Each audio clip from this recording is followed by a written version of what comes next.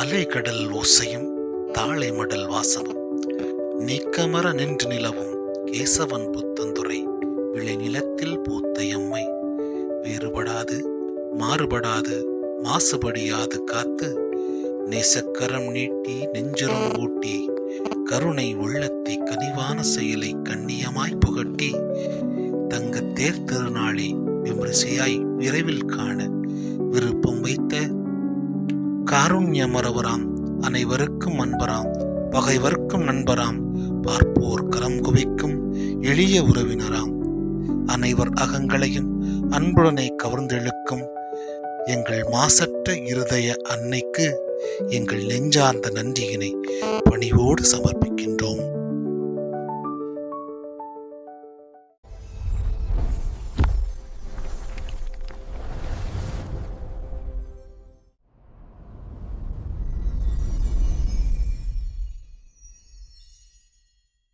கிபி 22ஆம் நூற்றாண்டு.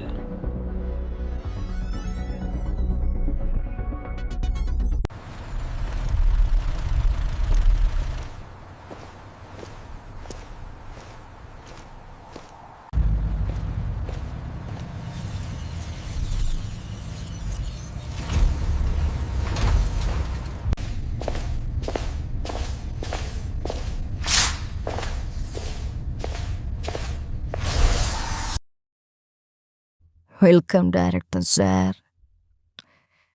நீ என்கிட்ட கேட்ட மாதிரி அதை மிஷின் தயாராக இருக்குது. I am ready. நீங்கள் டைம் ட்ராவல் பண்ணி எதுக்கு ஆசைப்பட்டீங்கன்னு தெரில. ஆனால் இந்த மிஷின் ரேண்டமான இடத்துக்கு தான் கூட்டிட்டு போகும். அது எங்கே கூட்டிட்டு போகுது யாருக்குமே தெரியாது. இந்த உலகம் பல வரலாற்று கதைகளை மறந்துருக்கு. நான் ஒரு இயக்குனரா அதை மக்களுக்கு சொல்ல ஆசைப்படுவேன். நீங்கள் சொன்ன மாதிரி அது ஒரு அன்டோல்டு ஹிஸ்ட்ரியை தீரிதான் போகும். ஆரம்பிட்டுமா?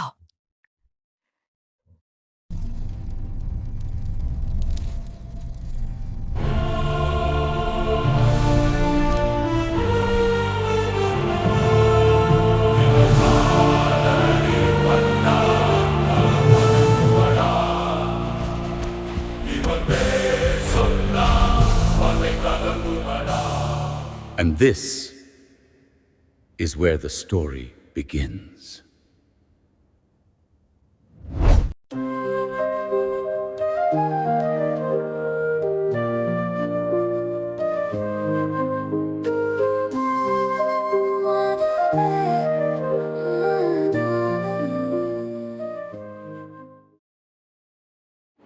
கிபி 19ஆம் நூற்றாண்டு. புத்தந்துரை, கேசவன் புத்தந்துரை, பொழிக்கரை ஆகிய 3 ஊர்களும் இணைந்திருந்த காலகட்டத்தில் ஆயர் பென்சிகர் ஆண்டகை அவர்கள் பங்கு விசாரணைக்காக வருவதற்கு சில நாட்களுக்கு முன்பு ஜெபமாலை மாதா ஆலயத்தின் காணிக்கை பணம் ரூபாய் 52,000 திருடப்பட அப்பாவி மக்கள் மீது பழி சுமத்தப்பட்டது. இந்நேரத்தில் ஆயர் அவர்கள் பங்கு விசாரணைக்காக வந்தபோது நயம்பட விசாரித்த போதும் கையவர்கள் உண்மையை ஒத்துக்கொள்ளாததால் மனவாட்டத்துடன் தமது இல்லம் நோக்கிச் சென்றார். ஆயரின் மனவாட்டத்திற்கு காரணமானவர்கள் வாழ்ந்த பகுதியில் பயங்கர நோய் வீக்கம் வந்து பல உயிர்களை பலி வாங்கியது. நாள்தோறும் பலர் மடிந்தனர். மடிந்தவர்களை புதைத்துவிட்டு வருவதற்குள்ளாகவே அடுத்த உயிர்களும் மடிந்தன. எங்கும் அழுகுரல், மரண பயம். செய்தி கேட்டு மனம் பதறிய ஆயர் அலோசியஸ் மரிய பென்சிகர் ஆண்டகை உடனே புறப்பட்டு நள்ளிரவு 1 மணிக்கு புத்தந்துரை மேடைக்கு வந்தார். வந்தவர் 1 மணி நேரம் குப்புறப்படுத்து இறைவனிடம் கெஞ்சி மன்றாடினார். நள்ளிரவிலேயே தீர்த்த கலசத்தை கையில் எடுத்து 3 ஊர்களையும் சுற்றி வந்து மூலை முடுக்கெல்லாம் தீர்த்தம் தெளித்து இறுதியாக கல்லறை தோட்டம் வந்து 2 கைகளையும் விரித்து கண்ணீரோடு இறைவனிடம் ஜெபித்தார். கைகள் வலிக்கும் வரைக்கும் ஜெபித்தார். ஜெபித்துவிட்டு வந்த சுவடு தெரியாமல் குதிரை மீது எதிரி கொல்லம் சென்றார். மேலும் சாவின் இருசூழ் பள்ளத்தாக்கில் நான் நடக்க நேர்ந்தாலும் நீர் என்னோடு இருப்பதால் எத்தெங்கிற்கும் அஞ்சிடேன். கோலும் நெடுங்கலியும் என்னை தேற்றும். ஆம், ஆச்சரியம். கல்லறைக்கு செல்ல வேண்டியவர்கள் கூட நலம் பெற்று எழுந்து நடமாடினர். நோயின் தாக்கத்தினால் முடங்கியவர்கள் எல்லோரும் ஆனந்த சுகம் பெற்றனர். இங்கு நோய் இருந்த சுவடே தெரியாமல் போனது. ஊரே மகிழ்ச்சியடைந்து ஆயரின் அன்பையும் செயலையும் வாழ்த்தியது. இந்த புதுமையை நினைவு கூறும் வகையில் 3 ஊர்களும் பென்சிகர் ஆண்டகை பூசை நினைவு திருப்பலியை ஊர் மெனக்கெடு, அதாவது அனைவரும் வேலைக்கு செல்லாமல் ஓய்வெடுத்து பங்கேற்பது என்று ஆடம்பர முறையில் ஒப்புக் கொடுப்பார்கள். இந்த திருப்பலியில் வைத்து மந்திரிக்கப்பட்ட ரோஜா மலர்கள் ஒவ்வொரு வீட்டிற்கும் வழங்கப்படும். அதனை நோய்வாய்ப்படும் போது, மேம்பாடுகள் குறையும் போதும் மக்கள் இறைபக்தியோடு தொட்டு இறைவனிடம் ஜெபிக்க வேண்டுதல்கள் நிறைவேறும். இந்த புண்ணியவான் புனித நிலைக்கு உயர்த்தப்பட இம்மக்கள் இன்றும் இறைவனிடம் ஜெபித்து வருகின்றார்கள்.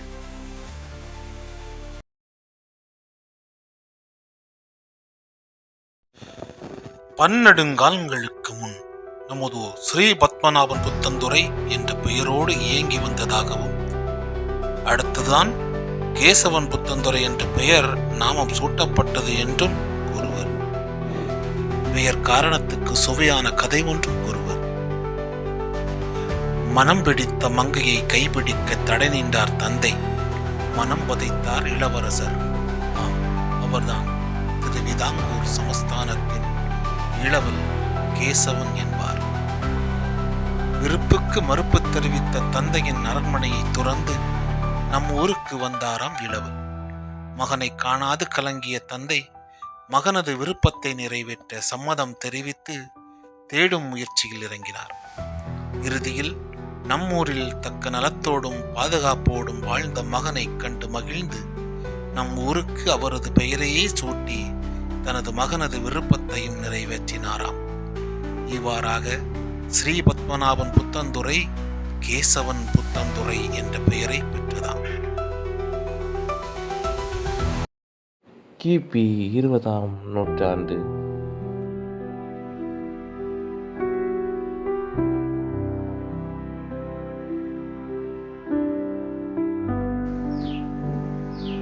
தமிழ்நாட்டின் குமரி மாவட்டத்தில் கடலை நம்பி வாழும் ஒரு சிறிய கிராமம் நமது கேசவன் புத்தந்துறை.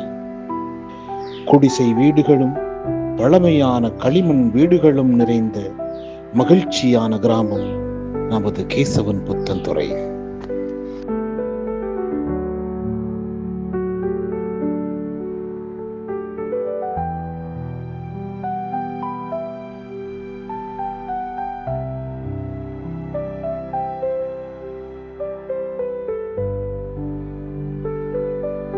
புனித பேதுரு குருசடி ஒன்று கேசவன் புத்தந்துறையில் இருந்ததால் இம்மக்கள் இங்கு வந்து ஜெபித்து வந்தனர்.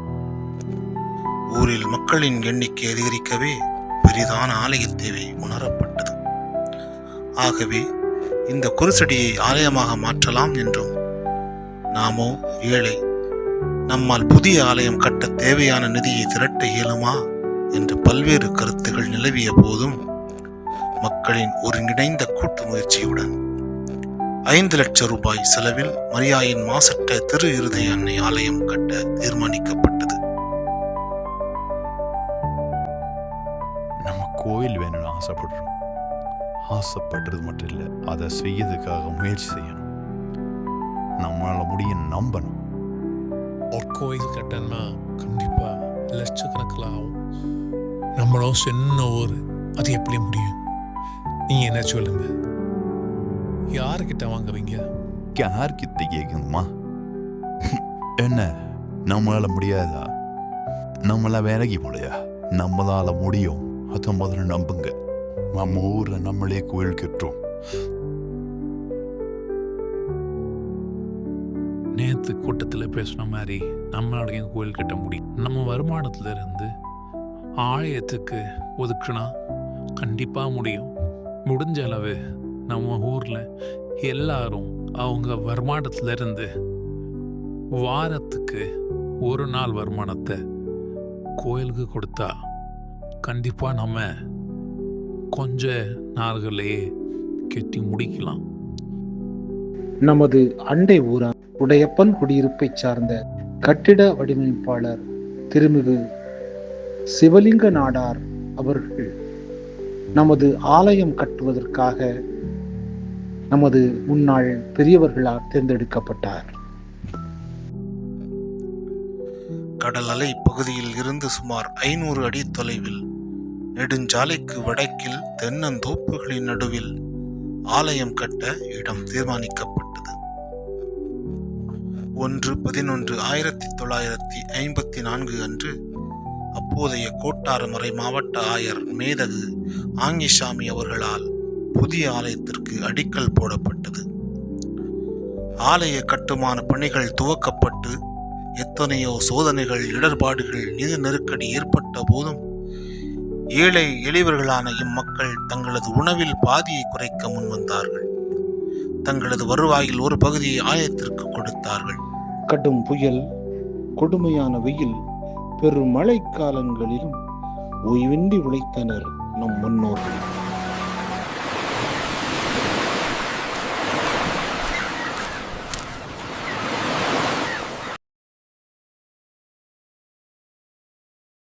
மீனு மீனு நல்ல மீனு. இந்த பாரு, விலைய கேளு.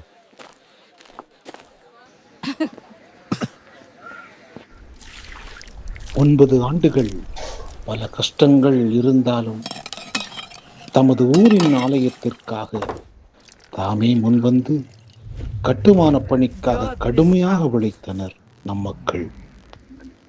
நல்ல விலை செய்யுங்கள், நல்ல விலை. ஆமா ஆண்டனி,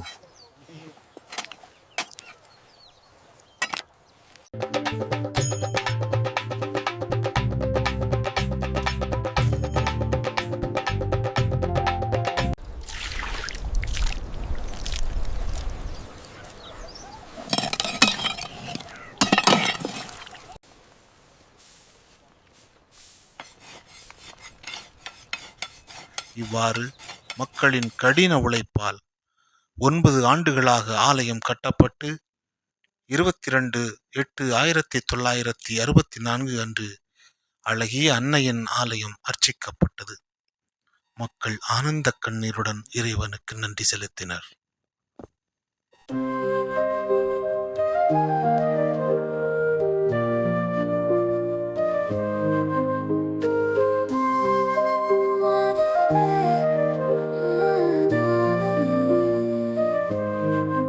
சொன்னதை போல் கோயிலை நீங்களே கட்டி வைத்தீர்களா? எல்லா புகழும் இறைவன் ஒருவனுக்கு. என் ஆறுதலே, என் வாழ்வின் வழிகாட்டியே, என் வெற்றியின் காரணமே, நீ என் தாயே, மாதாவே, மாதாவே, மாதாவே, மாசற்ற தாயே. 1989 ஆண்டு நமது ஆலய 25வது ஆண்டு வெள்ளி விழாவின் போது அன்னையின் அழகு ரதமானது நமது பாசமிகு முன்னாள் பங்குத்தந்தை பிரான்சிஸ் போர்ஜியா அவர்களால் உருவாக்கப்பட்டது. 2014 ஆண்டு நமது பாசமிகு தந்தை பென்னி அவர்களால் 50வது ஆண்டு பொன்விழா வெகு விமரிசையாக கொண்டாடப்பட்டது. 2024 ஆண்டு நமது பாசமிகு பங்கு தந்தை பென்சிகர் அவர்களால் 60வது ஆண்டு வைர விழா மிகச் சிறப்பாக கொண்டாடப்பட்டது. 2025 ஆண்டு அன்னையின் அழகு ரதமானது இயேசுவின் வயதை போன்று 33 அடியாக உயர்த்தப்பட்டு மேலும் அழகூட்டப்பட்டு வெளியிடப்பட்டது. உன்னை நம்பி வருவோர்க்கு ஆலோசனை தருபவளே, உன்னில் தஞ்சம் சேர்வோர்க்கு ஆறுதலாயிருப்பவளே, உன்னாலே நாங்கள் வாழ்கிறோம் தினம்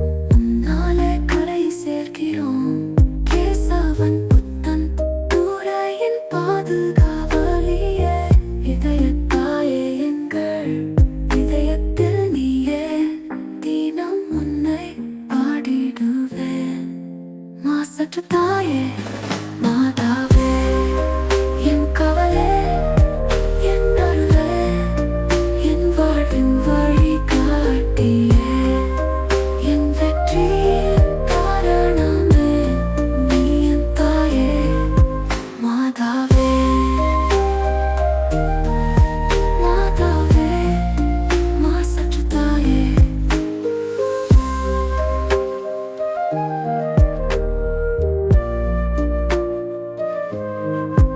உம்மை நாடி வந்தவர் யாரும் வெறும் கையோடு சென்றதில்லை கொடிய பேயும் தீர நோயும் என்று முன்னே வென்றதில்லை பேசவாயும் உன்னை புகழும் அம்மா நாடக்க காலும் உனக்காய் ஓடும் அம்மா காவலாய் நீ இருக்க ஊர் மக்கள் கழுகை தீருமே அரணாய் நீ இருக்க உன் பிள்ளை ஊர் வெல்லுமே அடைக்கல தாயே ஆரோக்கிய தாயே தினம் உன்னை பாடிடுவேன் மாசற்ற தாயே மாதாவே என் கவலை என் அருளே என் வாழ்வின் வழி காட்டியே என் வெற்றியின் காரணமே நீ என் தாயே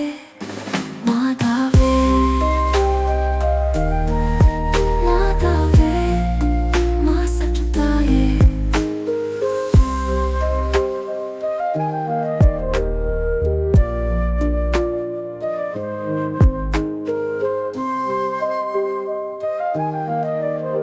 கண்டெடுக்கப்பட்டது உலகம் அறிய வேண்டிய மறக்கப்பட்ட வரலாறு.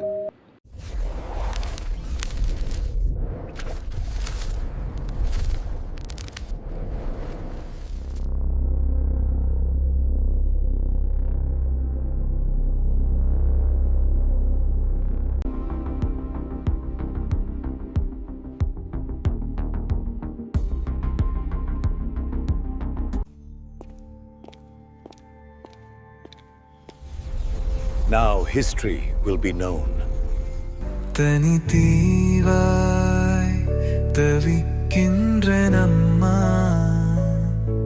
துடித்திடும் என்னை பாரம்மா